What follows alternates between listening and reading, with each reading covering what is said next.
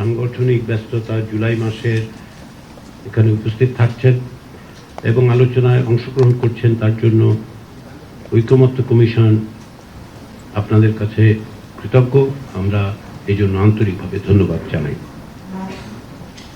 আলোচনায় আমাদের বেশ কিছু অগ্রগতি হচ্ছে, সেটা লক্ষণীয়। আমরা আলোচনায় বেশ কিছু ক্ষেত্রে ঐকমত্যে পৌঁছেছি, অনেক ক্ষেত্রে কাছাকাছিও আসছি। প্রাথমিক পর্যায়ে যে 2 মাসের আলোচনা হয়েছিল মার্চ থেকে মে মাসে, সেখানেও অনেক বিষয় ঐকমত্য হয়েছে, যেগুলো আমাদেরকে কাজে অগ্রসর করার ক্ষেত্রে, অর্থাৎ একটি জাতীয় সনদ তৈরির ক্ষেত্রে আমাদের অনেকটাই এগিয়ে নিয়ে গেছে। কিন্তু পাশাপাশি সেটা হচ্ছে অনেক বিষয়ে একমত হওয়ার পাশাপাশি আমাদের যেটা দরকার সেটা হচ্ছে রাষ্ট্র সংস্কারের জন্য মৌলিক বিষয়গুলোতে এক ধরনের ঐকমত্য প্রতিষ্ঠা করা। কারণ আমাদের সকলের, এখানে আমরা যারা উপস্থিত আছি, আমাদের সকলেরই লক্ষ্য এবং উদ্দেশ্য এক, এবং সেগুলো অর্জন করার চেষ্টা করাটাই হচ্ছে আমাদের সকলের আন্তরিক প্রচেষ্টা।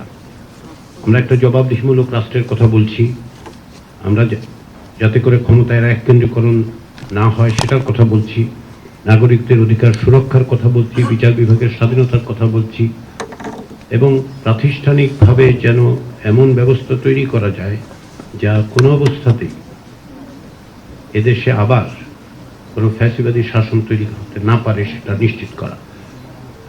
এই লক্ষ্যগুলোর ব্যাপারে, এই উদ্দেশ্যগুলোর ব্যাপারে আমরা সকলেই একমত। আমাদের ইন্টেনশনের দিক থেকে, উদ্দেশ্যের দিক থেকে কোনো ভিন্নতা নেই। কমিশনেরও কোনো আলাদা উদ্দেশ্য নেই, উদ্দেশ্য একটাই। যদি থেকে থাকে আপনি উদ্দেশ্য হিসেবে বলেন, আমাদের লক্ষ্য এবং উদ্দেশ্য হচ্ছে দ্রুততম সময়ে সকলকে যতদূর সম্ভব ঐকমত্য প্রতিষ্ঠার মধ্য দিয়ে সকলকে নিয়ে একটি জাতীয় সনদ তৈরি করা।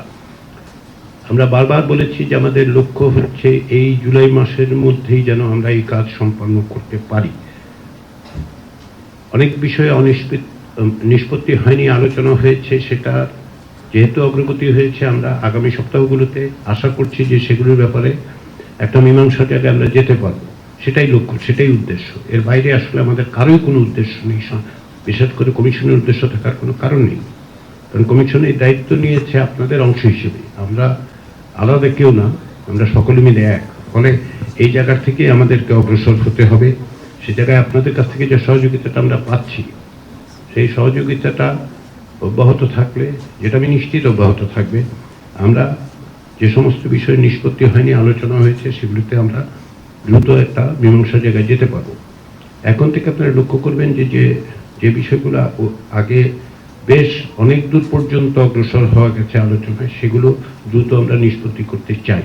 সে কারণেই আজকে যেমন যে 3টি বিষয়ের কথা আমরা বলছি, তত্ত্বাবধায়ক সরকার ব্যবস্থা, বিচারপতির প্রধান বিচারপতি নিয়োগ এবং জরুরি অবস্থা, সেগুলি নিয়ে অতীতে আলোচনা হয়েছে। ফলে আমি আশা করছি যে আমরা আমাদের অবস্থানগুলো আমরা জানি, এখন এগুলো নিষ্পত্তির দিকে অগ্রসর হওয়ার জন্য কিভাবে আগানো যায় সেটাই আমাদের সিদ্ধান্ত নিতে হবে, সেভাবেই কাজ করতে হবে।